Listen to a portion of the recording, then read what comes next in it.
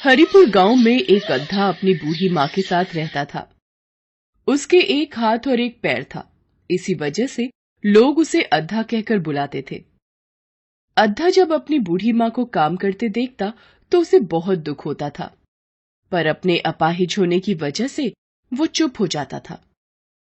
एक दिन उससे रहा नहीं गया और वो अपनी माँ से बोला, माँ, मैं भी पैसे कमाने शहर जाऊंगा, फिर तुम्हें किसी भी बात की कोई तकलीफ नहीं होगी।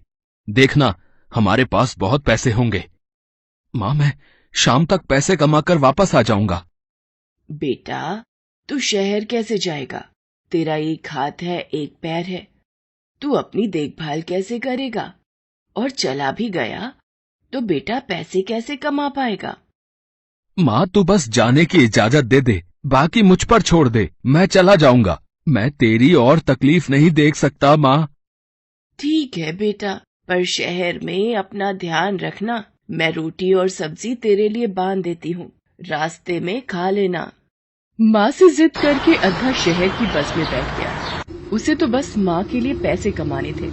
इसी आस पर वो घर से निकला था। कुछ घंटों में अद्धा शहर पहुँच गया। अद्धा पहली बार शहर आया था। वो इधर उधर घूमता रहा। वो कभी किसी दुकान पर काम मांगता, कभी किसी दुकान पर। इसी तरह वो एक पंसारी की दुकान पर काम मांगने पहुंचा। मैं गांव से काम की तलाश में आया हूँ। मुझे कोई काम मिलेगा? तुझे क्या काम दूं? है, तेरा तो एक हाथ और एक पैर है, तू क्या काम करेगा? नहीं नहीं, मेरे पास तेरे लिए कोई काम नहीं है, चल जा यहाँ से, जा। अब मैं क्या करूं? मैंने माँ को वादा किया था कि पैसे कमा कर ही गांव वापस लौटूंगा, पर यहाँ तो कोई काम नहीं दे रहा। चलते चलते अद्धा एक सब्जी मंडी में पहुंच गया। सब्जी मंडी में काफी भीड़ थी। अद्धा सोच में पड़ गया। यहाँ तो काफी भीड़ है। मैं ऐसा क्या करूं कि शाम तक मेरे पास पैसे इकट्ठे हो जाएं? पहले थोड़ी देर बैठ जाता हूँ, फिर सोचता हूँ। हाँ। अद्धा वहीं सब्जी मंडी में जमीन पर एक किनारे कपड़ा बिछाकर बैठ गया। तभी वहां से गुजरते हुए एक आदमी ने अद्धे को देखकर सोचा शायद कोई जरूरतमंद है। उसने 1 रुपए का सिक्का अद्धे के आगे रखा और चला गया। अद्धे ने सोचा, मुझे पता है मेरी हालत देखकर कोई भी काम नहीं देगा, पर यदि शाम तक मैं यहीं पर बैठा रहूं तो इस तरीके से मेरे पास बहुत से पैसे इकट्ठे हो जाएंगे। अद्धा वहीं बैठकर पैसे कमाने का सोचता है और जोर जोर से चिल्लाकर आवाज लगाने लगता है, अल्लाह देना ते देंदा जा, नहीं देंदा ते खसमा नूखा। अद्धे को बोलते देख वहाँ से गुजरते हुए लोग उसके आगे पैसे रखकर जाने लगे। कोई 1 रुपए का सिक्का देता, कोई 2 रुपए का सिक्का देता। ऐसा करते करते सुबह से शाम हो गई। अद्धा के पास बहुत सारे पैसे इकट्ठा हो गए। पैसों को देखकर अद्धा बहुत खुश हुआ। उसने सोचा, मेरे पास तो बहुत सारे पैसे इकट्ठे हो गए हैं, पर अब तो सुबह से शाम हो गई है। कुछ ही देर में रात हो जाएगी। अगर मैं इस वक्त गांव के लिए निकला तो रास्ते में चोर डाकू ना लूट लें। क्या करूं? कहाँ जाऊं? सब्जी मंडी में खड़ी एक बूढ़ी महिला लगातार अद्धे पर नजर रखे हुए थी। वो उसे सोच में डूबा देखकर उसके पास आई और बोली, बेटा, मैं बड़ी देर से देख रही हूँ। तुम कुछ परेशान दिख रहे हो। देखने में तो तुम भले घर के लग रहे हो। मुझे अपनी परेशानी बताओ, शायद मैं तुम्हारी कुछ मदद कर सकूं। माँ जी, मैं गांव से शहर अपनी बूढ़ी माँ के लिए पैसे कमाने आया था, पर अब सुबह से शाम हो गई है। मेरे पास ये पैसों की पोटली है। रास्ते में कोई लूट ना ले, इसलिए सोच रहा था रात गुजारने के लिए कोई जगह मिल जाए तो रात रुककर सुबह गांव लौट जाऊं। पर इस अनजान शहर में मैं किसी को नहीं जानता। इस वक्त कहाँ जाऊं? बेटा, अगर तुम मुझ पर विश्वास कर सको तो मेरा घर यहीं पास में ही है। तुम मेरे साथ चलो और रात में आराम से रुककर कल सुबह गांव वापस चले जाना। मेरे घर में तुम्हें किसी भी प्रकार का कोई डर नहीं। बूढ़ी महिला की बात सुनकर अद्धा सोचने लगा, रात में गांव जाना भी ठीक नहीं। इन अम्मा के साथ चला जाता हूँ। इस वक्त और कहाँ जाऊंगा? कोई जगह भी तो नहीं है। ठीक है अम्मा, मैं आपके साथ ही चलता हूँ। अद्धा कुछ सोचे समझे बिना ही उस महिला के साथ जाने को तैयार हो जाता है। घर पहुंचने पर महिला उसे कहती है, बेटा तुम हाथ मुंह धोकर यहाँ चारपाई पर बैठो, मैं तुम्हारे लिए भोजन लाती हूँ, फिर तुम आराम से सो जाना। बेटा वो जो तुम्हारे पास पैसों की पोटली है वो तुम मुझे दे दो, मैं उसे संभाल कर संदूक में रख देती हूँ और ताला लगा देती हूँ, सुबह जाते वक्त ले लेना।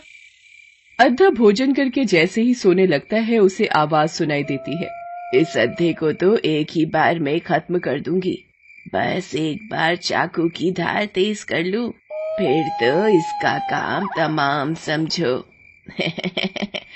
पैसे जोड़कर गांव ले जाना चाहता है, अरे मेरे हाथों से जिंदा बचेगा तभी तो जा पाएगा। महिला पत्थर पर चाकू घिसने लगी। उसकी इस हरकत को अद्धा सुन रहा था। वो थोड़ा चौकन्ना हो गया और नींद में होने का नाटक करने लगा। जैसे ही महिला चाकू की धार लगाने लगती है, अद्धा गुनगुनाने लगता है, माई आंख मटकान देया, मैं वेख रहा तेनू, पत्थर चाकू घिसके तू अज मारेगी मैनू। अरे ये नींद में क्या बड़बड़ा रहा है, ये तो सोया ही नहीं, पहले इसे सोने देती हूँ फिर चाकू घिसूंगी। अद्धा फिर वही दोहराने लगता है। बूढ़ी महिला फिर चाकू घिसना रोक देती है। ऐसा करते करते पूरी रात बीत जाती है। अद्धा भी रात भर नहीं सोता। बूढ़ी महिला सोचती है, अब एक ही रास्ता है, इसकी पैसों की पोटली तो मेरे पास ही है, मैं थोड़ी देर के लिए बाजार जाने का बहाना करके घर से बाहर चली जाती हूँ, जैसे ही ये इधर उधर होगा तो उसी वक्त इसकी पोटली गायब कर दूंगी और बोल दूंगी कि चोर चुरा कर ले गए, थोड़ी देर रोएगा और चुपचाप यहाँ से चला जाएगा। ऐसे इससे मुझ पर शक भी नहीं होगा। अरे बेटा उठ गए, रात भर शायद तुम्हें नींद नहीं आई, मैंने देखा रात भर तुम करवटें ही बदलते रहे, चलो कोई बात नहीं, तुम नहा धोकर कुछ खा लो, मैं जरा कुछ जरूरी सामान लेकर आती हूँ। बूढ़ी महिला बाजार का बहाना करके घर से बाहर चली जाती है। तभी अद्धा सोचता है, यही मौका है इस चालाक बुढ़िया से बचने का। वो तो भगवान का शुक्र है रात में मेरी आंख नहीं लगी, अगर जरा सी भी चूक होती तो ये मेरा काम तमाम कर चुकी होती। अब इससे पहले ये बुढ़िया आए जल्दी से अपने पैसों की पोटली लेता हूँ और यहाँ से भाग जाता हूँ। अरे इस संदूक पर तो ताला लगा है, मुझे ये ताला तोड़ना ही होगा, पर कैसे तोड़ूं? तभी अद्धे को वहां एक पत्थर पड़ा दिखाई देता है। बड़ी मुश्किल से एक ही हाथ से जैसे तैसे वो पत्थर को उठाता है और ताला तोड़ने की कोशिश करता है। उसकी कोशिश कामयाब होती है और संदूक का ताला टूट जाता है। वो खुश हो जाता है और जैसे ही वो पोटली उठाने लगता है वो देखता है, अरे अच्छा, ये अपना 100 का नोट भी इसमें संभाल कर रखा हुआ है इस ठगी बुढ़िया ने। है ये भी उठा लेता हूँ, तभी इसको सबक मिलेगा कि किसी लाचार व्यक्ति को बहलाकर उसको लूटने की क्या सजा मिलती है। अद्धा अपनी पोटली और बूढ़ी महिला का 100 रुपए का नोट उठाकर जल्दी से वहां से चला जाता है। महिला वापस आती है और देखती है, अरे अद्धा कहाँ गया? कहीं नजर ही नहीं आ रहा, शायद अंदर होगा।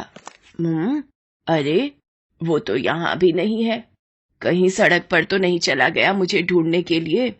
बिना अपनी पोटली लिए तो वो कहीं नहीं जाएगा और संदूक पर तो ताला लगा हुआ है। जब तक आता है उसकी पोटली गायब कर देती हूँ। अरे ये क्या, संदूक खुला हुआ है और इसका ताला भी टूटा हुआ है। हे राम, वो अद्धा तो अपनी पोटली लेकर भाग गया। मुझे तो लगता था कि वो ताला नहीं तोड़ पाएगा। हे राम, मेरा 100 का नोट भी गायब है। वो अद्धा तो मुझे ही लूट कर भाग गया। मेरा 100 रुपए का नोट भी ले गया। बूढ़ी महिला की करनी का सबक उसे मिल चुका था। वो अद्धे के साथ गलत करना चाहती थी, पर उसे खुद ही सजा मिल गई। बुरे काम का बुरा ही नतीजा होता है, ये बात उसकी समझ में आ गई थी। अद्धा अपनी बूढ़ी माँ के लिए पैसे कमाने निकला था, इसलिए भगवान ने भी उसका साथ दिया और उसकी रक्षा की। उधर अद्धा जब रात भर घर वापस नहीं आया तो उसकी माँ को चिंता होने लगी और वो दरवाजे की ओर बार बार देखने लगी। अद्धे को वापस आता देखकर वो खुशी से फूली न समाई। घर आकर अद्धे ने सारी घटना अपनी माँ को बताई। माँ भी अपने बेटे की हिम्मत और सूझबूझ को देखकर बहुत गर्व महसूस करती है। अद्धा अपनी माँ के हाथों में पैसे की वो पोटली देता है, जिसे देखकर माँ की आंखों में खुशी के आंसू आ जाते हैं। वो अद्धे को गले से लगा लेती है। हेलो दोस्तों, कैसे हैं आप सब? हमारी कहानियाँ देखने के लिए हमारे चैनल को सब्सक्राइब कीजिए और हाँ, बेल आइकॉन पर क्लिक करना मत भूलिएगा।